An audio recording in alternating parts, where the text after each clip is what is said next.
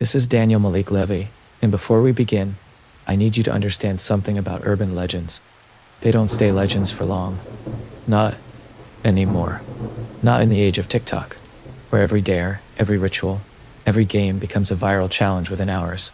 In South Korea and Japan, there's a ritual called the elevator game. It's been around for decades, whispered about in online forums, passed from teenager to teenager like a digital ghost story. The rules are simple.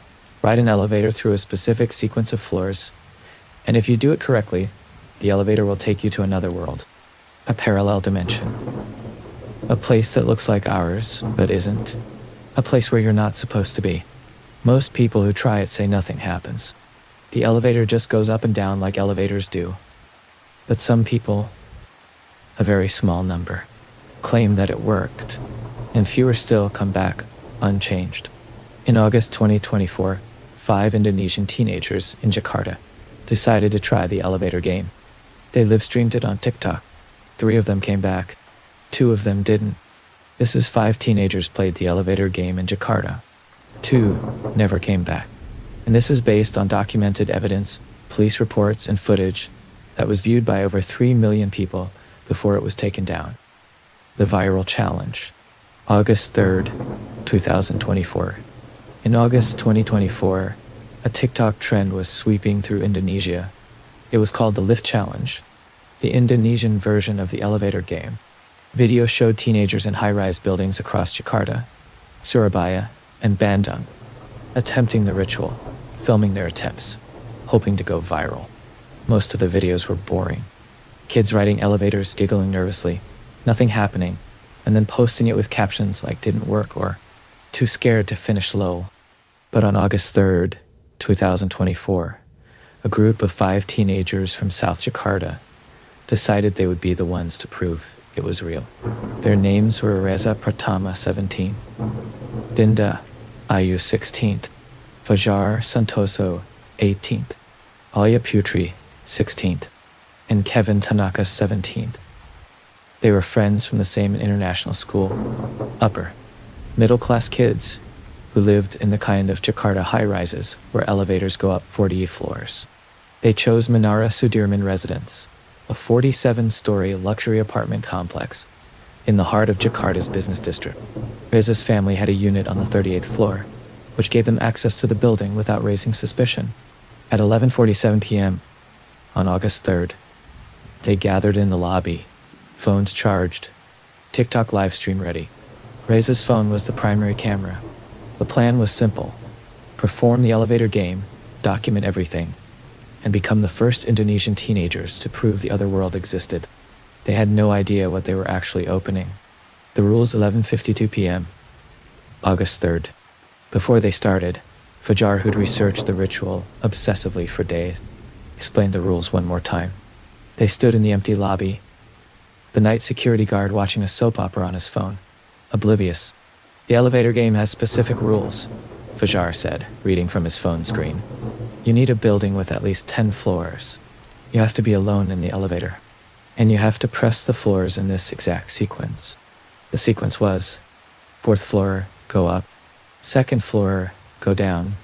6th floor, go up. 2nd floor, go down. 10th floor, go up. When you press the button for the 10th floor, Fajar continued, the elevator might not go to the 10th floor. If it goes down to the 1st floor instead, the ritual failed. But if it goes up to the 10th floor, press the button for the 5th floor. "Why the 5th floor?" Dinda asked. "Because that's when the woman appears," Fajar said. According to the legend, a woman might enter the elevator on the 5th floor. You're not supposed to look at her. You're not supposed to speak to her. And you're definitely not supposed to let her touch you. And if she gets in, Alia's voice was shaking slightly, then you press the button for the 1st floor. If the elevator goes down, you're safe. The ritual failed. But if it goes up instead, if it goes past the 10th floor, past the top floor of the building, then you've succeeded. You're going to the other world. Kevin laughed nervously. "This is stupid. Elevators don't go past the top floor." Reza grinned. "That's why we're testing it. Come on, let's go viral." They entered the elevator. Reza held his phone up, the TikTok livestream showing their faces. Excited and nervous, the elevator's mirrored walls reflecting them infinitely. Jakarta elevator game. Let's go. Reza shouted to the camera. The view counter was already climbing. 47 viewers. 103. 287. The sequence. 11:58 p.m. Reza pressed the button for the 4th floor. The elevator doors closed. The ascent was smooth, normal. The floor indicator dinged 4. Okay, nothing weird yet. Reza narrated to the live stream. Now we go to the 2nd floor. He pressed 2. The elevator descended. Ding. 2nd floor. So far so normal, Dinda said, her voice trying to sound confident, but wavering slightly. 6th floor up. Ding. 2nd floor. Down. Ding. Last one, Fajar said. 10th floor. This is where it gets real. Reza pressed 10. The elevator began to ascend. The lights flickered, just once, but enough that all 5 teenagers went silent. Did you see that? Alia whispered. It's just old wiring, Kevin said, but his voice wasn't convincing. The elevator stopped. Ding. The digital display showed 10. They stared at it. The TikTok live stream chat was exploding. Press 5. Get out now. Don't do it. Fake AF lol. Reza looked at Fajar. Fajar nodded. Reza pressed 5. The elevator began to descend. 9. 8. 7. 6. And then it stopped. The display showed 5. The doors opened. Standing in the hallway was a woman. The woman. 12:03 a.m. August 4th. She was young, maybe mid-20s, wearing a white dress that looked old-fashioned, like something from the 1970s. Her long black hair covered most of her face. She stood perfectly still, facing the elevator, her hands clasped in front of her. None of the teenagers moved. The TikTok live stream chat went insane. Who is that? Run. OMG, it's real.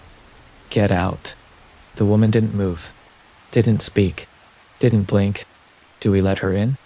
Dinda's voice was barely a whisper.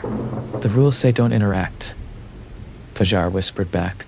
But before anyone could decide, the woman stepped forward. She entered the elevator. The doors closed behind her. She stood in the back corner, facing the wall, her hair hanging like a curtain. The smell hit them immediately. Old flowers, like funeral wreaths left too long in the heat. Reza's phone was shaking. The live stream showed the woman's back, her white dress, her perfectly still posture. Press 1. Fajar whispered urgently. We need to get out. Reza reached for the button panel. His hand was shaking so badly he could barely press it. He pressed 1. The elevator didn't move. He pressed it again, and again. Nothing. It's not working, Reza said, panic creeping into his voice. And then the elevator moved, but not down. Up. 11, 12, 13. There's only 47 floors, Kevin said. It can't go past 47. 14, 15, 16.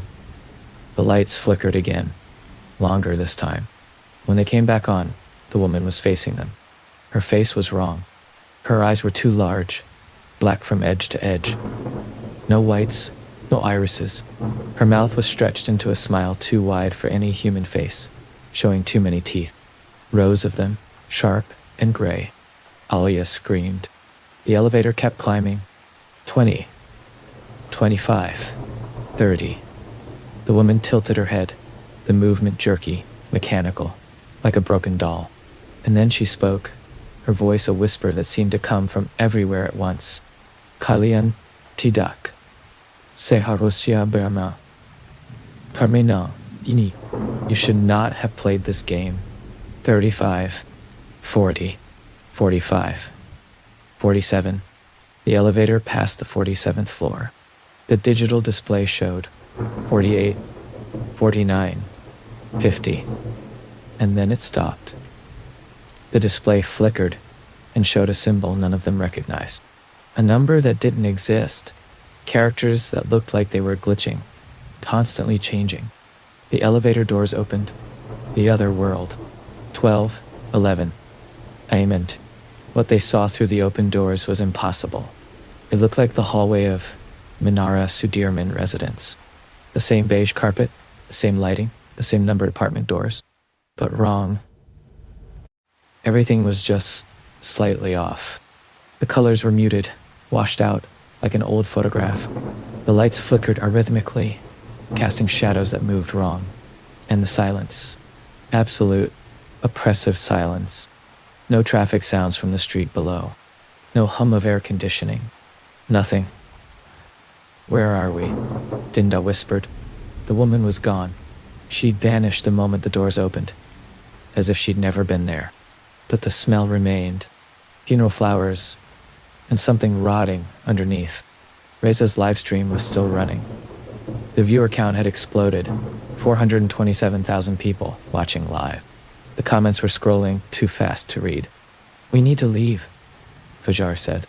"Now. Get back in the elevator." But Kevin was already stepping out. "Are you kidding? This is insane. We need to film this. Do you know how viral this is?" "Kevin, get back here," Alia said, her voice shaking. Kevin ignored her. He walked into the hallway, filming with his phone. The TikTok view from his phone showed the same washed-out colors, the flickering lights. And then Kevin stopped. He was staring at one of the apartment doors. Door 38C. The same number as Reza's family's apartment. "This is my floor," Reza said slowly. 38C. "That's our unit." Kevin reached for the door handle. It was unlocked. He pushed it open. Inside was Reza's apartment, but not as it was. It looked like it had been abandoned for years. The furniture was covered in dust. The walls were stained with mold, and sitting on the couch, facing away from them, was a figure. It looked like Reza. Same clothes, same haircut, same posture, but it wasn't moving. It was just sitting there, perfectly still, staring at a television that wasn't turned on. "What the hell?" Reza whispered. The figure on the couch slowly turned its head. Not its body, just its head, 180 degrees. Its face was Reza's face, but the eyes were black, empty, and it smiled. Kevin screamed and ran back to the elevator, but the elevator doors were closing. The separation, 1218. A mem. "No," Kevin shouted, sprinting down the hallway. Fajar tried to hold the doors open, but they closed with impossible force, nearly crushing his hands. Kevin slammed into the doors just as they sealed shut. Inside the elevator, the 4 remaining teenagers, Reza, Dinda, Fajar, and Alia, pounded on the doors, screaming Kevin's name. The elevator began to descend. Fast. Too fast. The floor numbers on the display were spinning backward, descending past floors that shouldn't exist. -10, -20, -30. And then it stopped. The doors opened. They were back in the lobby of Menara Sudirman residence, the same lobby they'd left 20 minutes ago. The security guard was still at his desk, watching the same soap opera. "Where's Kevin?" Alia screamed at him. "Where's Kevin?" The guard looked at her, confused. "Ooh." They showed him their phones. The TikTok livestream had cut off at exactly 12:11 a.m., the moment the elevator doors opened to the other world. But Reza's phone still had the recording saved locally. They played it back. The footage showed everything. The sequence, the woman, the ascent past the 47th floor, Kevin stepping out into the hallway. But in the final seconds of the recording, before it cut off, there was something none of them had noticed in real time. In the background, visible in the mirror of the elevator, was another figure, standing behind them, watching. The woman in white, but her reflection showed something different. In the mirror, she wasn't a woman. She was something else. A tall, skeletal figure with 2 long limbs and a face that was just a smooth expanse of skin with 2 black holes where eyes should be. and in the recording's final frame you could see her mouth open. And inside her mouth was not a throat. It was a doorway, a hallway, the same hallway Kevin had walked into. The search, August 4th to August 11th. Kevin Tanaka was reported missing on August 4th, 2024. His parents filed the report at 8 a.m. after he didn't come home. Police reviewed the security footage from Menara Sudirman residence. The footage showed the 5 teenagers entering the elevator at 11:52 p.m. It showed the elevator ascending, stopping on various floors, and then descending back to the lobby at 12:19 a.m. But when the doors opened, only 4 teenagers exited. Kevin was not on the footage. He never appeared exiting the elevator. And more disturbing, he didn't appear entering the building at all. The security footage from the lobby showed only 4 teenagers entering at 11:47 p.m. Reza, Dinda, Fajar, and Alia. Kevin Tanaka, according to the building's security system, was never there. But he was on the TikTok livestream. Over 427,000 people saw him. And his own TikTok account showed him posting stories from the lobby of Menara Sudirman. Just an hour before the ritual, police interviewed the 4 surviving teenagers. All 4 told the same story. All 4 showed the same footage. All 4 insisted Kevin was with them. On August 8th, something else happened. Alia Putri posted a TikTok video. She was in her bedroom, crying, holding her phone to the camera. The video was captioned, "He's calling me." In the video, Alia's phone rang. Caller ID showed Kevin Tanaka. She answered on speakerphone. A voice came through. Kevin's voice, but wrong, distorted, echoing as if coming from very far away. "Kalian meninggalkan aku di sini, tapi aku tidak sendirian." You left me here, but I am not alone. And then, in the background of the call, other voices, dozens of them, hundreds, all whispering the same phrase in Indonesian. Kami tidak bisa keluar, tapi kau bisa masuk. We cannot leave, but you can enter. The call cut off. Alia never posted again. The second disappearance. August 11th, 2024. On August 11th, 8 days after the initial incident, Alia Putri disappeared. Her mother found her bedroom empty at 6 a.m. The window was closed and locked from the inside. The door was closed, but Alia was gone. On her phone, which was left on her bed, was a single TikTok draft, never posted. It showed Alia filming herself in her bedroom at 3:17 a.m. She was staring at her closet door. The closet was closed, but shadows moved underneath it, as if something inside was pacing. Back and forth, waiting. Alia's voice on the recording was flat. Dia bilang, "Jika aku tidak datang, dia akan mengambil semuanya. Jadi aku pergi sekarang." She said if I don't come, she will take everyone. So, I'm going now. The video ended, and in the final frame, reflected in Alia's bedroom mirror, was the woman in white, standing behind her hand on Alia's shoulder. Alia was never found, and neither was Kevin. The survivors, August 2024 to present. Reza, Dinda, and Fajar are still alive, but they are not the same. Reza stopped speaking publicly about the incident after police closed the case in September 2024, ruling both disappearances as runaways with no evidence of foul play. He deleted all his social media accounts.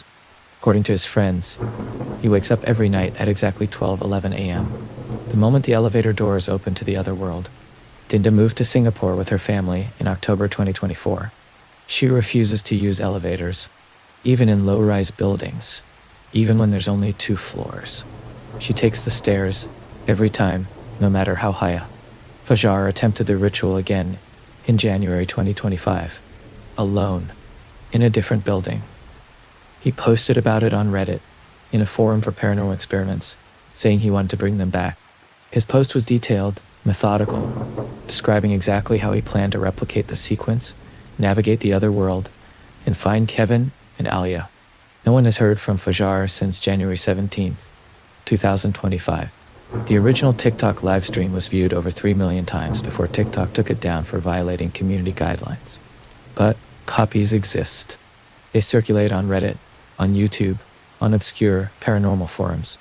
And every time someone watches it, the comment section fills up with the same warning posted by anonymous accounts. Jangan coba-coba. Mereka masih menonton. Don't try it. They are still watching. The investigation. What really happened? I've spent months investigating this case. I've spoken to building management at Menara Sudirman residence. I've reviewed the security footage myself. I've interviewed Reza and Dinda. Fajar was already missing by the time I reached out. And I've uncovered something disturbing. Menara Sudirman residence is built on the site of a former colonial-era hospital. During the Indonesian National Revolution, in the late 1940s, the hospital was used as a detention center. Over 200 people died there, some from disease, most from execution. The building was demolished in 1987, and Menara Sudirman was built on the same foundation in 199. The elevator shafts? They were built directly over where the hospital's morgue used to be. I found a newspaper article from 1994, 2 years after the building opened, about a woman who disappeared from an elevator in Menara Sudirman. Her name was Sari Kusuma. She entered an elevator on the 12th floor, heading to the lobby. The elevator descended normally, but when the doors opened, she wasn't inside. Security footage showed her entering, but not exiting. Sari was never found. Since 1994, there have been 7 documented disappearances in Menara Sudirman residence. All involved elevators. All were ruled unsolved. Kevin and Alia are the 8th and 9th. I asked an expert in Indonesian supernatural folklore, a Balian spiritual healer from Bali, about the elevator game and what happens to those who disappear. His explanation was chilling. The elevator is a threshold, he said, a modern version of an ancient doorway. In the old days, it was mirrors or crossroads or certain trees. Now it's elevators, places where people stand between floors, between up and down, in a space that is neither here nor there. And if you perform the right ritual, you can open the door. But the other side? It's not empty. It's a place where the dead who were never buried properly remain. And they're hungry. Hungry to be remembered. Hungry to return. And when you open the door, they see you. And they want what you have. Your place in this world. I asked him if Kevin and Alia were dead. He thought for a long time. Then he said, "No, they're not dead. They're trapped, stuck in a place that is neither life nor death." And every time someone tries the ritual again, the door opens a little wider, and more people get pulled through. And the ones already trapped, they become the woman at the elevator. They become the watchers. They become the ones who pull others in. He told me that in Indonesian folklore, there's a belief that certain places are thin, places where the boundary between our world and the spirit world is weak. Hospitals, cemeteries, battlefields, and elevators built over sites of mass death. The elevator game, he said, was never a game. It was always a trap. And every person who films it, every person who shares it, makes the trap stronger.